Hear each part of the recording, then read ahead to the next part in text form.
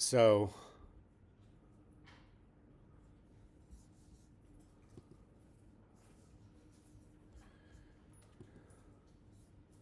so obviously, at this point, we're in this phase. Everybody's kind of getting through that first part of the linear part.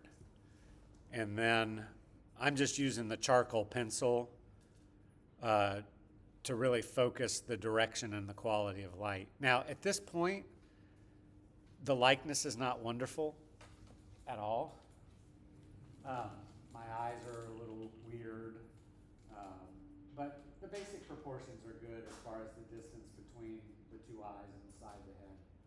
Um, and then you can see me just working out the structure of the hand, both in a linear fashion as well as in a tonal fashion to get the volume and the dimensionality. So as I'm putting in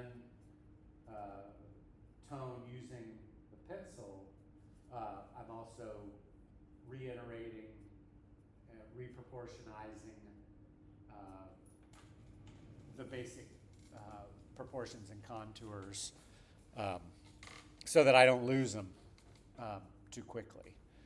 And obviously, pushing not only the midtones, but also the darker tones that you're going to see in the human form.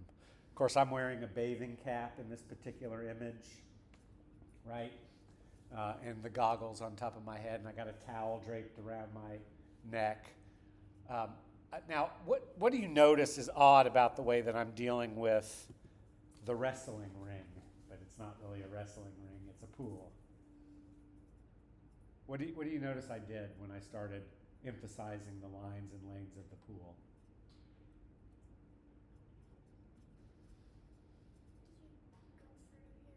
Yeah, I just drew right over my head.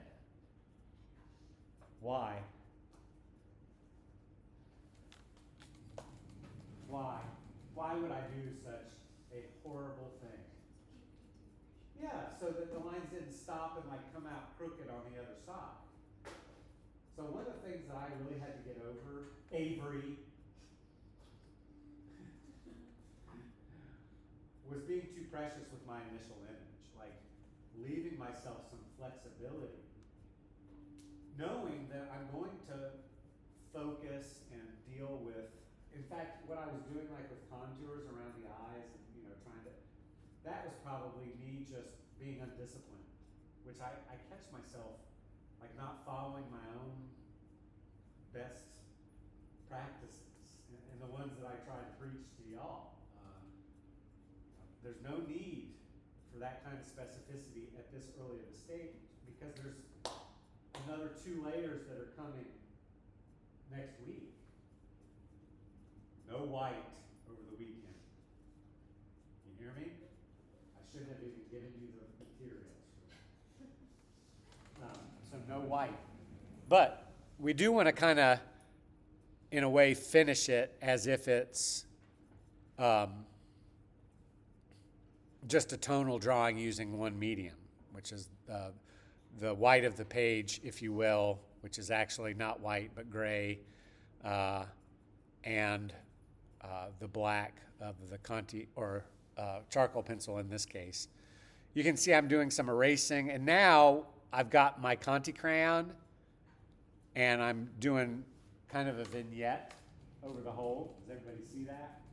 So just kind of blocking that in, pushing the values. Do you see how my form is becoming much more dimensional as soon as I put in those core shadows? And notice that I'm not like blending at all. I'm just laying it in, laying down and smacking the echo, as I like to say. It's from the movie Airplane. Watch the movie and you'll know what I'm talking about. Now I do start to pull out my paper stomp at this point, just to kind of lay down what I refer to as cross contour blending. What were you going to say, Madeline? When we're kind of like laying in the darker values at the very beginning, are we continuing to use this? No. So at that point, I got. Oh, I didn't bring it for you guys. Thought I did. I'll bring it out to you. I have some black Conti crayon, and that's what. I meant like in the initial, like, not what Oh. you're doing right now, like initial. Yes, so what I did back here is all with the side of the pencil. Yes. Okay. Yeah, so I'm essentially hatching. Why do you think I used that technique specifically?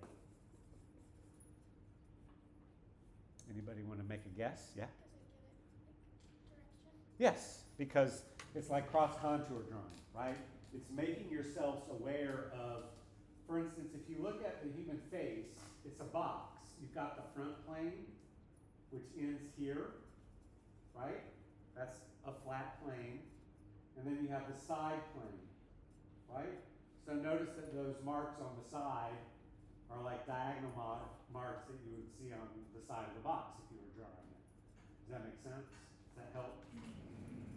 Of course, they're going to get kind of buried out once you start laying in tone. But they're still there.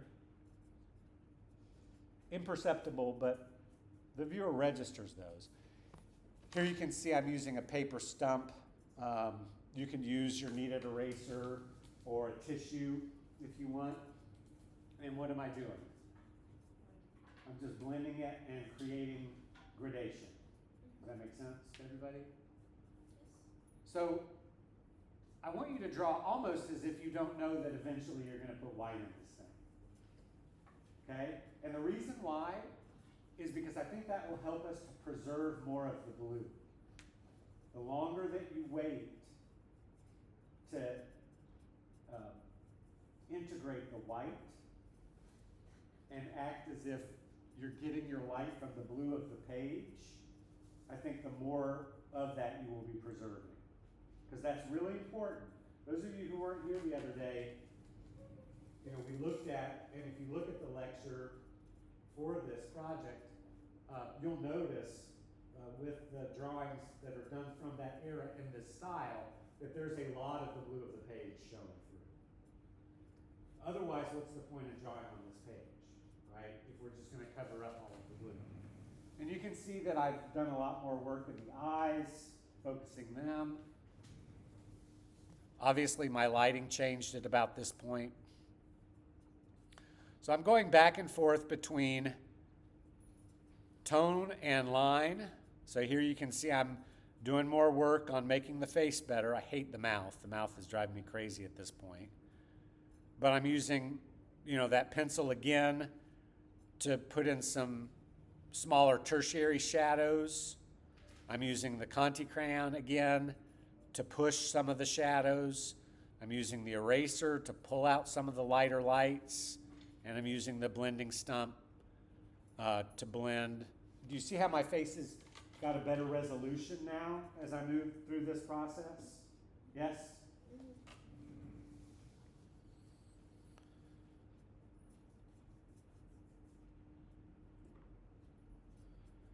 And notice that I'm kind of focused on the face more than anywhere else. Why? Because the face should be the main focal point. Then the hands, if they're in there, or the costume and the hands, and then the background. So the face should be most resolved. The hands and the costume should be secondarily resolved. And the background should be the least focused, the lowest contrast, be it dark or light, of everything that's in the image. Does that make sense? So it's like you're telling a story. And when you read Goodnight Moon or whatever, you're not as focused on the bedroom as you are about what's going on in the bedroom or in where the wild things are. You're not as focused on the landscape as you are on the little boy and the boat and the dragon and the creatures. You see how my likeness is kind of evolving and changing? So to me, it's pointless to try to make it too perfect from the beginning. Because there's bigger fish to fry overall, like the major values and the major proportions. Does that make sense? So I kind of work that way. Ashley's painting back, Avery's painting back there is scaring me. So now you can see I'm doing a really poorly proportioned hand, but I'll work it out. And do you notice how like I'm doing a lot of reductive stuff with the small eraser? Like graying it out and then using the small eraser to bring it back. But I have not used any white chalk. Yes? Nary not a bit. Why do I have that piece of paper there? So that I won't smudge the drawing as I'm working on that particular side. I needed some support. You see how I'm breaking the hand down into a very simple shape? Like the back is just a kind of triangular blocky shape in shadow. So I'm thinking about that plane change between here and here before I'm thinking about my sausages, right? Because if I don't have that plane change right and the proportions of that to my fingers, then it's going to look poorly proportioned.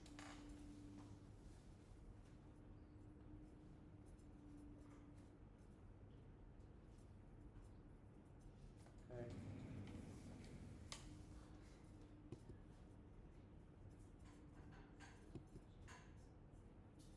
So now my hands are looking a little bit more proportionately correct. I haven't worked out that thumb going around the towel there, but I probably won't have to do too much to it because the towel will be blocking it, right? And then this side, you can see how like as the towel goes off the page and my shoulders go next to the pool, what happens to them compared to the towel up around my face, my hands, etc. You see how that, it's like a tripod of focus. And as you move away towards the edges, everything just kind of diffuses.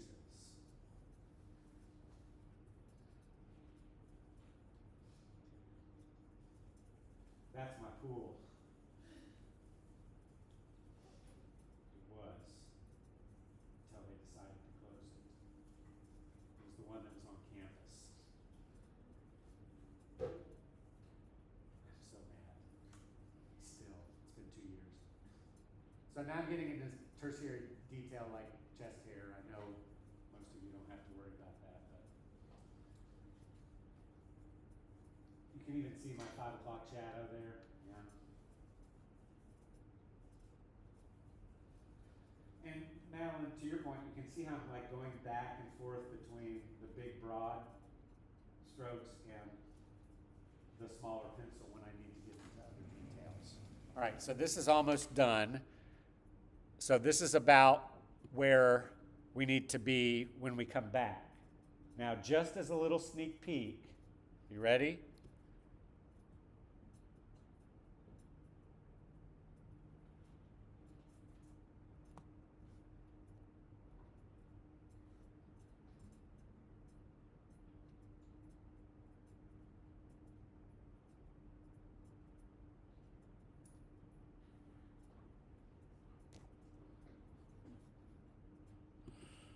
Oops, sorry.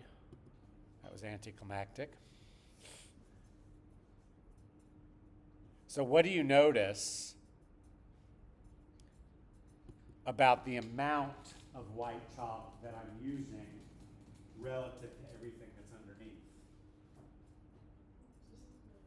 Little accent touches, right? I mean, I probably don't even need to blend that much.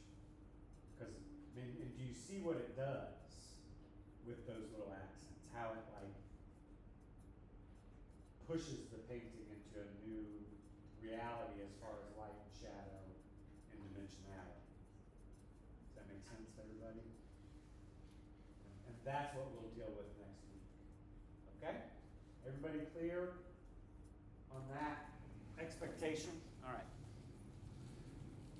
Again, just as a reminder, we do have Fridays studio open all day long. Emily, I've seen you in here. So Emily's pretty consistent on Fridays in one studio or the other. So You'd have at least one friend here. Okay?